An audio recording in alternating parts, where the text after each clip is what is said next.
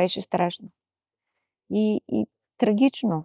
Хората цял живот бяха живяли на тази земя. Ние оставаме без нищо, ние оставаме без корен, ние не стъпваме вече на собствената си земя. Сега в момента, ако се мине там по този район, не се знае къде точно ще пропаднеш, в коя дупка ще пропаднеш.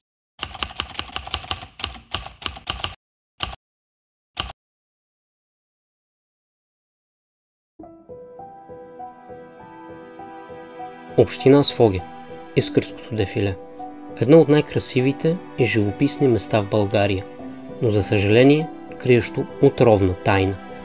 Преди близо 40 години тук затварят врати мини за медна и уранова руда, а минометалургичният комбинат Елисейна, намиращ се в близост, застива завинаги, поради изчерпване на рудата, или поне според официалната версия. Днес обаче чужди фирми получават разрешение за проучвания, предполагащи нов потенциал за рудодобив. Местните жители помнят тежките последствия от миналото и в следващите минути ще чуете техните разкази. Лицата на някои от тях ще останат скрити. Тук в този район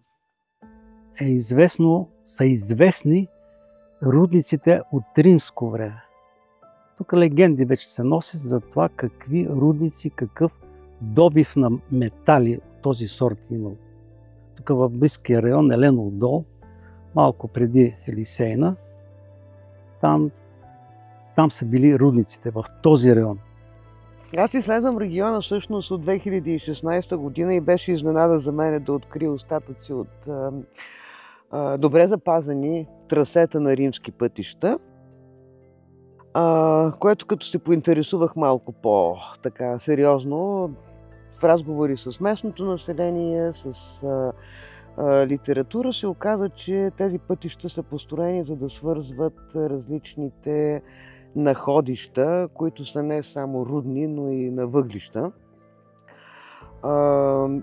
Тук в района на село Лакатник е добре запазен част от римски път, който води към хижа Тръстеная.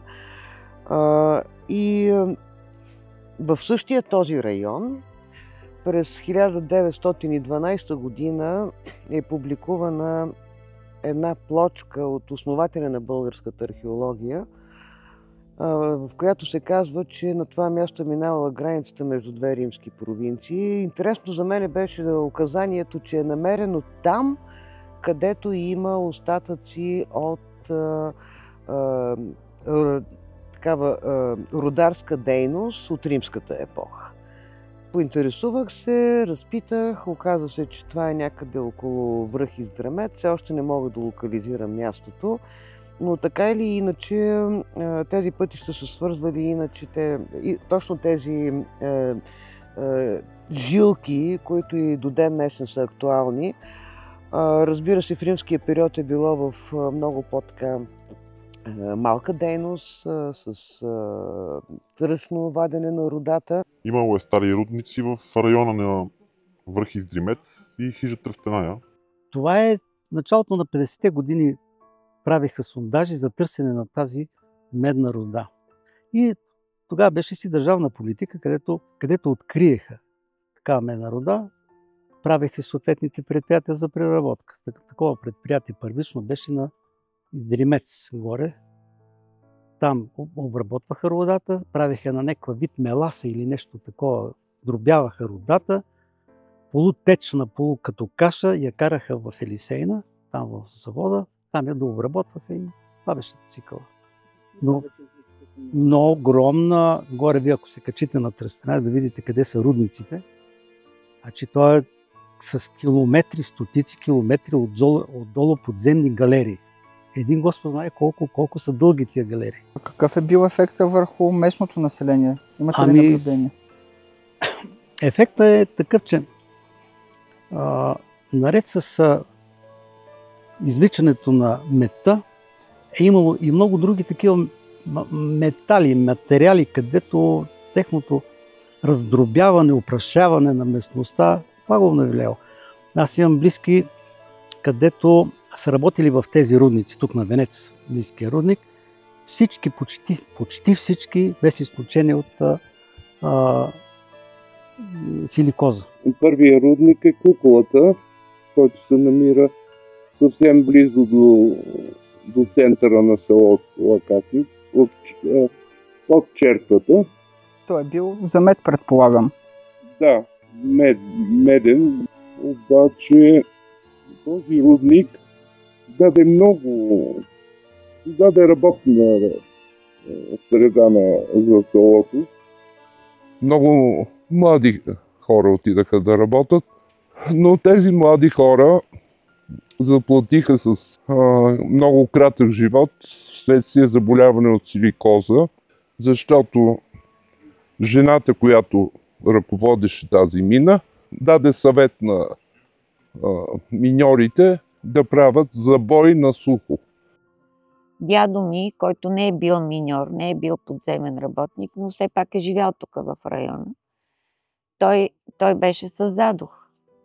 И казваха, че въпрос е вследствие външни влияния. Нали, явно прахоляка, там изпарение и така нататък. Занимавал се с бил е стрелочник в железниците, в подуена разпределителна е работил. Дали от там, дали от тук, но нещо беше повлияло на белите му дробове и той също не беше добре. Но се наложи да изселят една махала. Каква е била причината? Ами защото се опасяваха, че ще има пропадане. След като хората се изселиха, действително се случи пропадане. Една голяма яма и то точно под основите на едната от къщите. Под последните забои и там вентилационни шахти имаше такова, имаше цял род. Дядото, къщата на дядото, 3 или 4 сина, които живееха, бяха си направили къщи там до дядовата, до старата къща. И всичките им наследници бяха там. И просто ги изселиха, защото почнаха да пропадат галериите, особено те вентилационните шахти не издържаха дълго време, почнаха да пропадат, дори след като спряха работа отдолу. Но беше страшно. И трагично. Хората цял живот бяха живяли на тази земя. Сега в момента, ако се мине там по този район, не се знае къде точно ще пропаднеш, в коя дупка ще пропаднеш. Казаха хората от управлението, казаха, че е опасно за преминаване, дори добитък. Имаше пропаднали животни там. Някой си пуснал овцете, развиеше на паша, защото имало неокосена трева, повече паша и беше загубил. В интерес на истината много хора просто напуснаха, млади хора напуснаха Лакатник, защото смятаха, че мините не са подходящо работно място за тях. Сега, дали са имали и други съображения, не мога да ви кажа, но къде да отида да работя? В мините не става. Явно от по-възрастните родители бяха наследили това отношение към работата под земя, което е вредно по принцип и е пагубно за здравето. Бях попаднал на информация, че в рудниците, вече казахме, мед, злато, олово и така нататък, но попаднах на информация, че е имало и примеси на уран. Да, тук съвсем близко до Лакатник, на няколко километра бяха урановите мини. Тая река Пробойница се казва, където те разработиха това находище скоро време. Беше, може би, 80-те години. 80-те години, но по незнайно какви причини затвориха. Може би пак въздействие на околната среда. И беха урановини. Целият тук район е такъв наситен с уранови руди. Целият район. Наред с медните руди има и уран. Крави, волове започнаха да ядат, да налитат на найлон. Дъвчеха найлон, дори кравата на баща ми. Аз съм видяла, 3 пъти сме вадили найлон от устата й. Също така камъни. Намираха малки камъчета и то не червения, а този синия камък, който Той не е свързан с дейността на рудниците. не е свързан с дейността на рудниците, просто го има. Като го намираха и го лапаха, дъвкаха. Наложи се да дойде ветеринарен лекар и каза, че вследствие на този уранов рудник витамините на кравите не достигат. И се наложи масово да се бият инжекции на крави, но въпреки всичко това не спря. Река Искър беше страшно мътна. Риба никаква. Искъра беше един мътен, цялото дефиле миришеше отвратително.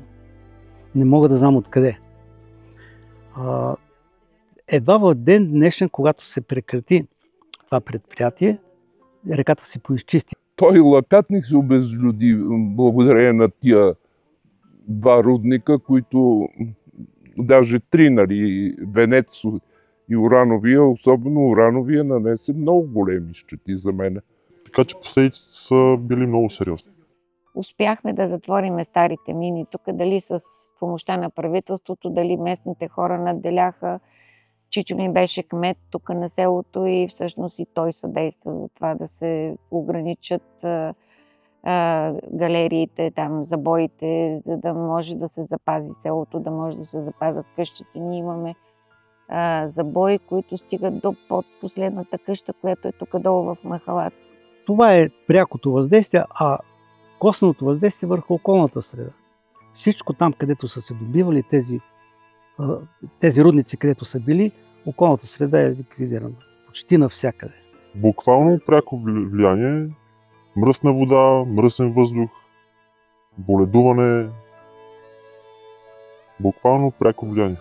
Чужда компания, инвеститор, е заявила желание да прави проучвателни сондажи, за да търси нови находища на мед и други метални полезни изкопаеми. Знаете ли нещо за това? И събужда ли отново спомена за това, което региона вече е претърпял? Всичко се прави на тъмно. Това според мен се крие и то умишлено, за да не може ние да реагираме хората от селото да си мълчат. И не само от селото, защото това няма да засегне селото само, то ще засегне всички. То ще засегне Боб, ще засегне и дори и Своги ще засегне, защото ако се качите на най-високата част, тук ще видите Своге, дори се виждат при хубаво време, се виждат на Александър Невски кубетата. Какво ме притеснява? Притеснява първо няколко неща. Не се знае до каква степен ще замърсят природата, до каква степен ще ни замърсят водата или ще изчезне водата. И вместо тази зеленина и този чист въздух да получим една гола пустиня. Може да си представим, ако тук се разработят такива рудници, открити или закрити, няма значение, какво ще стане с целия ни район.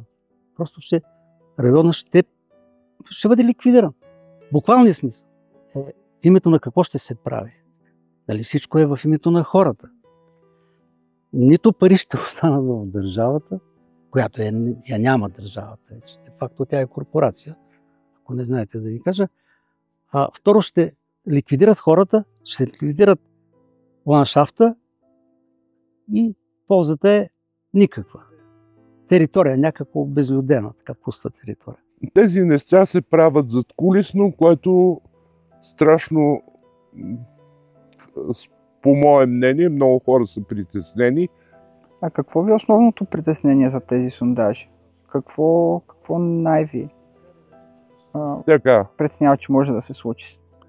Най-важното, което ни притеснява, е, че точно там, където ще се правят тези сондажи, това е вододайната зона на село Лакатник. Там има поне 8 извора, които са каптирани, така да го се израза, или хванати за битови нужди на селото. Така че ако се започнат сондажи или открити мини да се правят или рудници, дори да са закрити, пак не се знае на къде ще попаднат. Дали няма да прекъснат водата. В предварителния ни разговор споменахте за региона, че е доста богат на подземни води. Изключително много. Доколкото знаем, той е и карстов. Изключително много. И за съжаление, ако тук се провеждат такива първо сондажи, дори само сондажи, незнайно как могат да попаднат на тези водоносни жили, които захранват целия регион тук.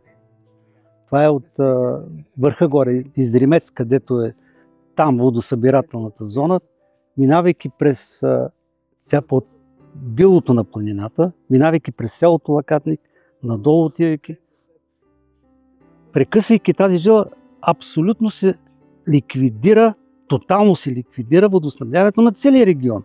Първо сме на 50 км от София. Не ни се налага да живеем в голям шумен град. Тук си ни е добре, искаме тук да си останем.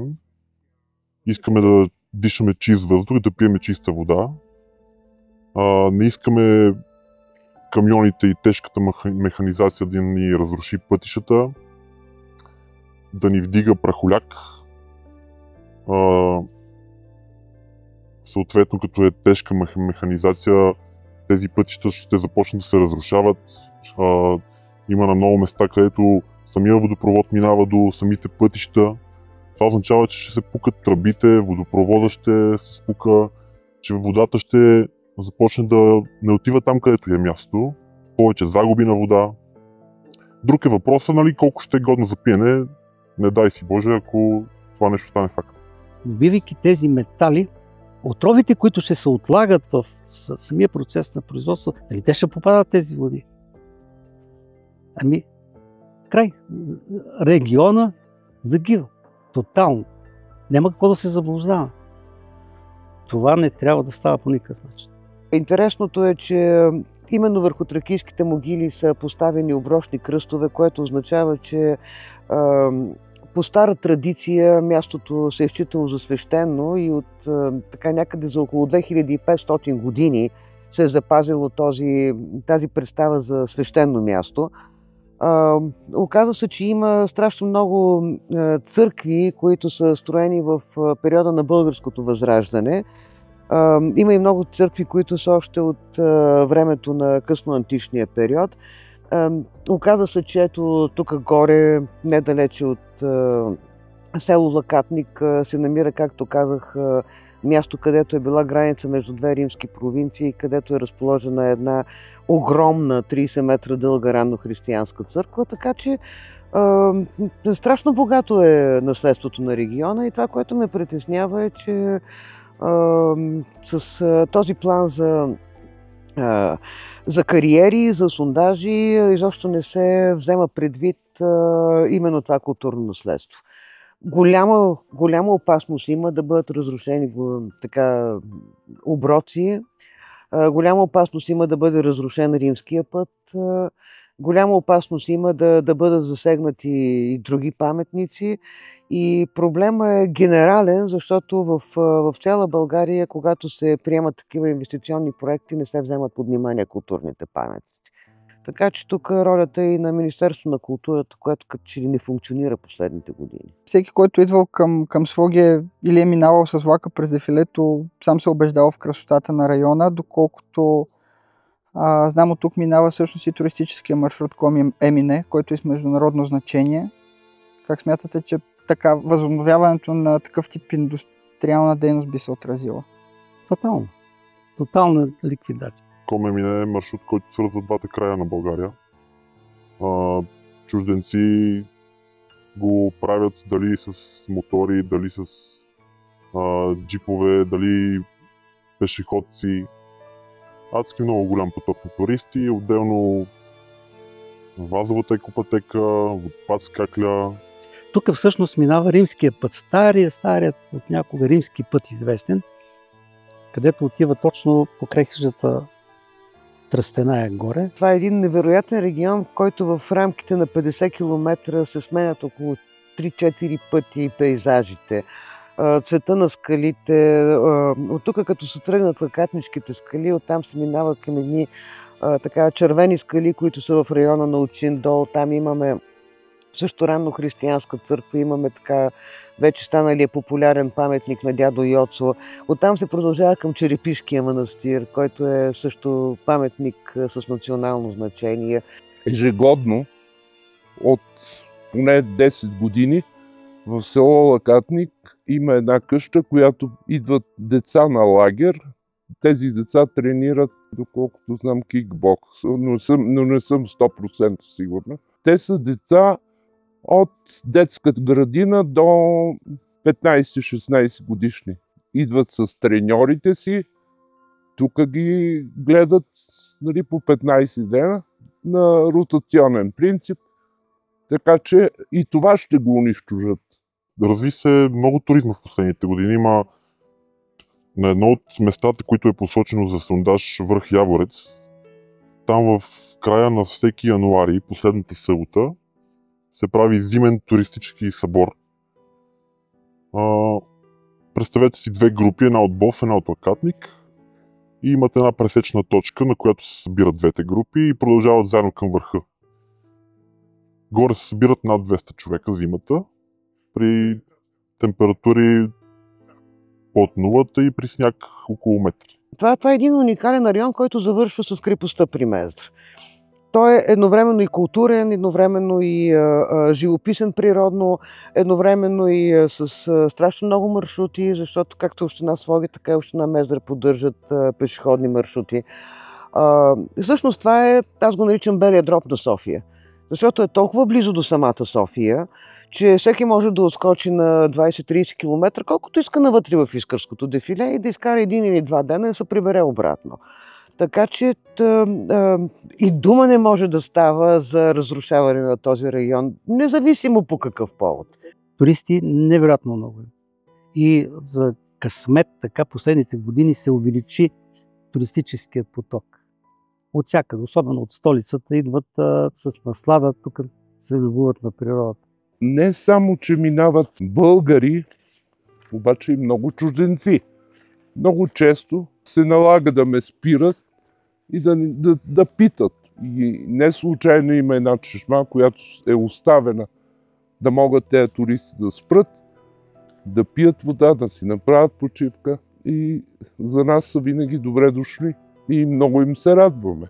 Той още от времето на царска България, нали, се е предполагало, че това ще се превърне в любимото място за отдих на софиянци. Леко Константинов го е написал. Такива гледки може да се нагледаш от влака, че то, нали, с кеф да пътуваш с влак и да се наслаждаваш. Тази комбинация с красива природа, културно наследство и природни забележителности, защото природата е едно, но лакатническите скали са забележителност. Тази комбинация и то близо до София е просто никаква допирна точка няма с индустриален район. По никакъв начин. Ако трябва да оставите някакво послание за бъдещите поколения, които ще живеят в този район или ще му бъдат негови гости, какво би било? Младите хора не трябва да мълчат и не трябва да стоят безучастни, защото това е техното бъдеще. Ние рано или късно ще си отидем от този свят, а те какво ще наследят след нас? Аз имам 4 внука. Те 4 внука, поне един от тях има желание да поддържа и да живее в селото. Ако трябва да остане, трябва да се бори, да не мълчат и да не стоят безучастни. Защото младите са бъдещето, не ние старите. Не трябва да се предаваме, трябва да сме единни. Когато сме единни, ще победим, аз вярвам в това нещо. И ако искаме да си останем тук и да си живеем спокойно, на чист въздух и чиста вода, и нашите деца да живеят по такъв начин, просто трябва да сме единни и да сме всички против това нещо. Скъпи приятели, близки, съселени, това е вашият дом, това е вашата земя. Това е земята на вашите деди. Те са се биели, те са отстоявали с кръвта си тази земя. И ние с лека ръка да предадем така, това е меко казано престъпление. Господ няма да ни прости това бездушие в момента, което съществува. Това е пагубно. Не може. Какво да кажа на тези, които идват? Осъзнайте се. Осъзнайте се и не бъдете равнодушни към събитията, които се случват. Към грабежа на държавата ни, към разрушаването на държавата, ликвидацията на държавата. На нашата родина. Ние оставаме без без нищо. Ние оставаме без корен, ние не стъпваме вече на собствената си земя. Това, ако не се осъзнаят младите хора най-вече, да не бъдат безразлични, равнодушни. Трябва да ги боли. Боли за тази земя. Стара планина си е стара планина. Тя винаги е била люлката на живота на цяла България, символ на България. И не случайно в химна се пее гората Стара планина. Защо да не я защитиме?